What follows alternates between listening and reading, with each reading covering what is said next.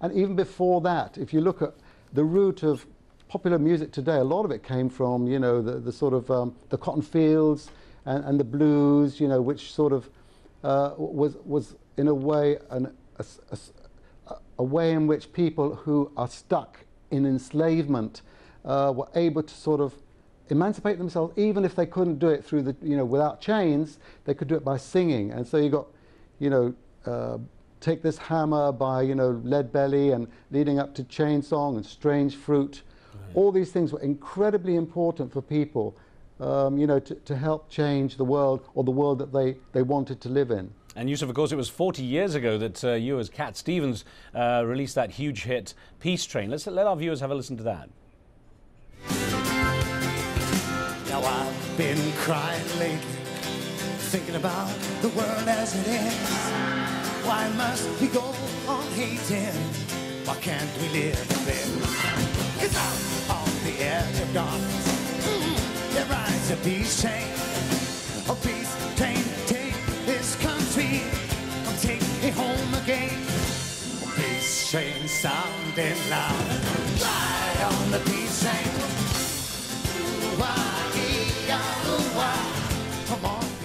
Peace Train from 40 years ago. It seems that that theme of peace and unity lingers, of course, and across the decades. You know, I want to get an email question to you, Yusuf, because we had quite a few viewers write in when they knew you were coming on, and some of them are, you know, political questions as well. I want to get one to you from Saudi Arabia, from Abdullah Khan, who wrote in from Riyadh, who said, "These revolutions don't mean anything until American influence is eradicated from this region of the world." Is it as simple as that? I mean, America seems to have been out of this picture. It seems like it's a real people movement in the Middle East.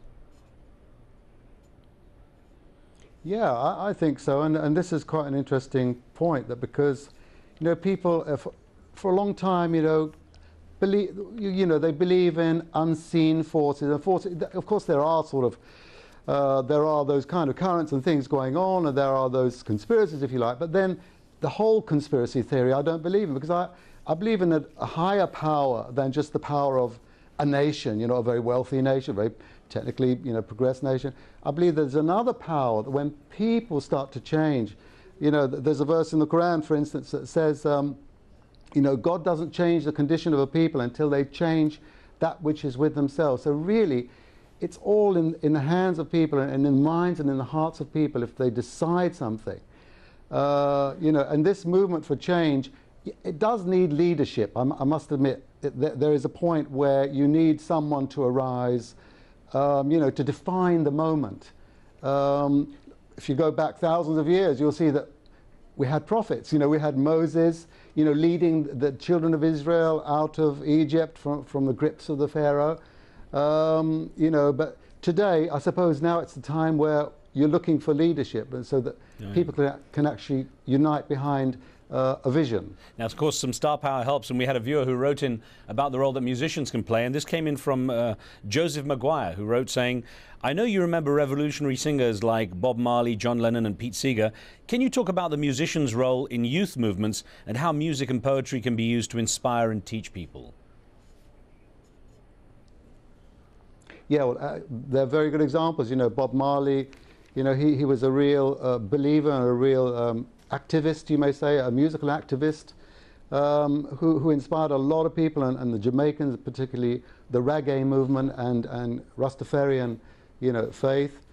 John Lennon, of course, had an amazing impact, if you think about it, and of course he wasn't well loved also by Nixon at that point, at that time, you know, when he was kind of speaking out against the war in Vietnam. They didn't want him in America, and so he went through his own kind of personal problem. If you go back to Charlie Chaplin, he had the same problem. He was kind of branded a socialist for speaking up about people's rights, you know. So it's a whole lot of very important people who have influenced and continue to send their reverberation through to this time. Now, one of the things you faced, Yusuf, is the negativity about Islam, especially in the post 9/11 era, once you'd converted to Islam as well. I guess those early years it wasn't such a problem, but certainly post 2001 it was an issue. And I wonder how hard it's been to get people to understand the positive role of religion and the positive part that Islam plays in peace when there's so much negativity about.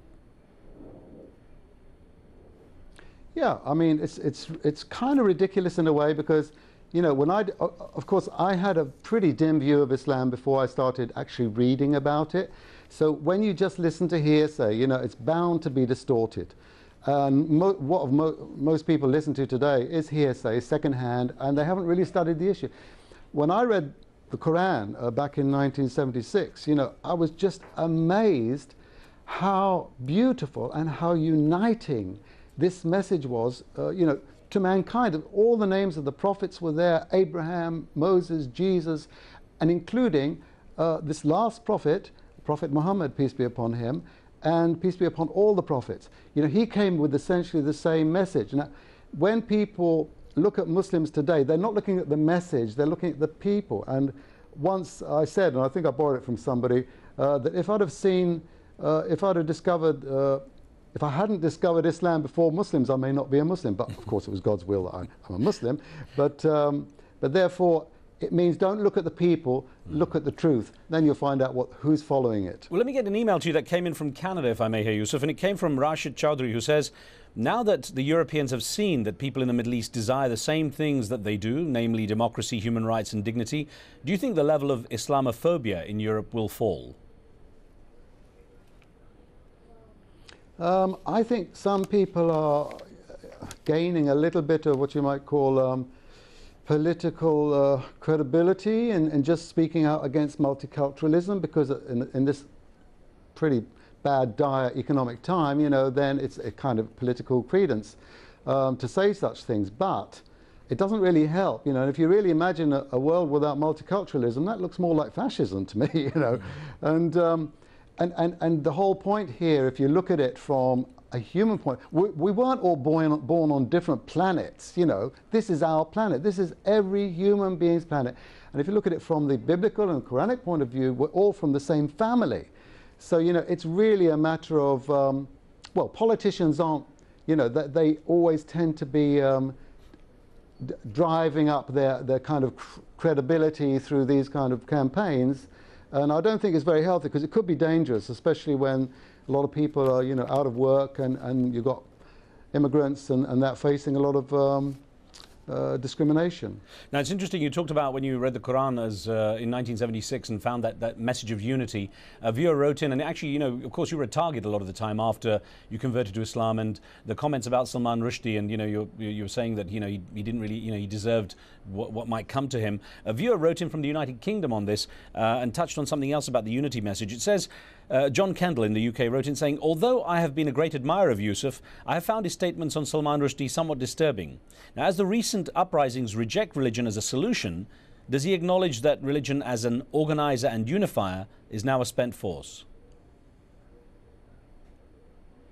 Yeah, I think that's the point. And again, I remind you that listening to what people say and what headlines may say may differ greatly from what the truth is. And, you know, and I never actually, in that circumstance, if you look at the whole situation, I never actually supported that particular fatwa. I was simply saying that, in a way, that God's rules for living together